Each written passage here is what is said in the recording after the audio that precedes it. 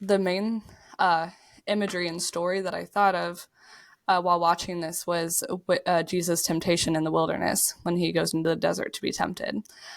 And I'm like, Paul is kind of going through this as well. But I believe where Jesus won, Paul failed in his temptations. I believe that he submits to the devil and the powers and principalities of the world.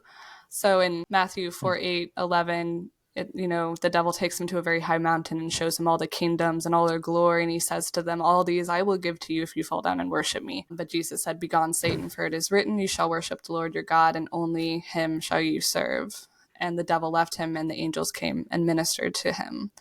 And Paul, I think, goes in the desert and does the complete opposite. He's tempted, and he realizes all this power that he could have, and he takes it.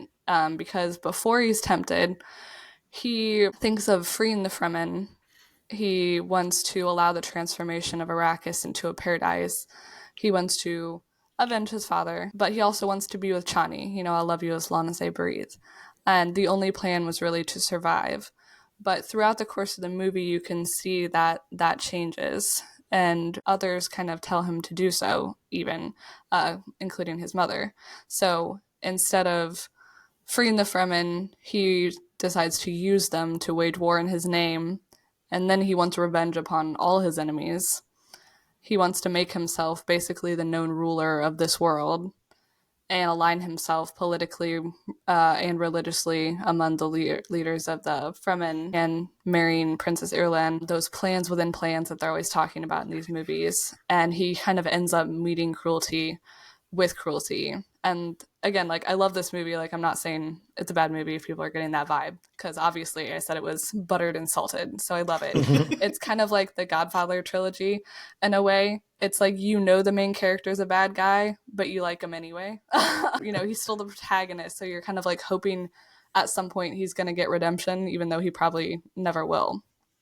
But yeah, it's like this, because Paul wants to conquer the world basically in this, and Paul and Jessica and the Bene Gesserit teachings, they're creating this myth, and they even admit to that. They've sowed the seeds among these people, they've been telling them to, and that's to save themselves in case anything would ever happen. And even Gurney sees that they've kind of created this legend of fear, and Paul says, well, resources are limited, fear is all we have. And Gurney encourages his use of the Fremen as soldiers for revenge. He tells them, why not be the prophet? Be the prophet. Use these guys to win this war because they can. And that just made me think, well, then how does this make Paul any different from Feyd-Rautha or even the Bene Gesserit? They're all just lying and scheming to make their own way in this world. They're plans within plans. And they think that they can change the future with their own skills and intelligence. And I love that line from the Reverend Mother, because I think Princess Irulan had said, well, what do we have? Do we have any hope? And she said, we don't hope, we plan. They guide and direct everything. And so their goal is to make this world their kingdom. And that's all of them: Paul, Jessica, the Bene Gesserit, the Baron. And it kind of brings up this idea and what we see in jihad versus just war, and this conversion versus compulsion sort of thing, using civil authority to bear the sword in the name of religion. The quote is, the power to destroy a thing is the absolute control over it.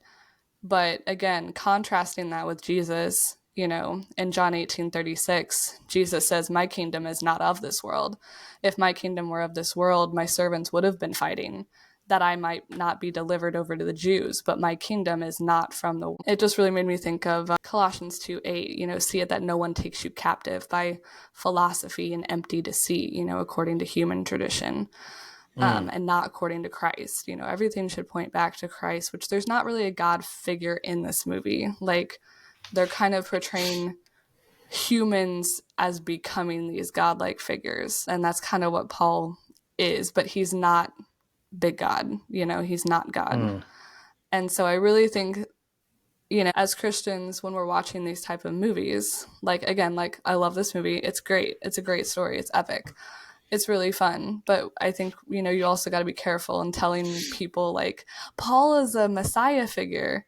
And it's like, ooh, like Paul's not as Rory said on Facebook, I think he said, is Paul a Messiah or is he a very naughty boy? And I think he's a very naughty boy. Hmm. So, Interesting.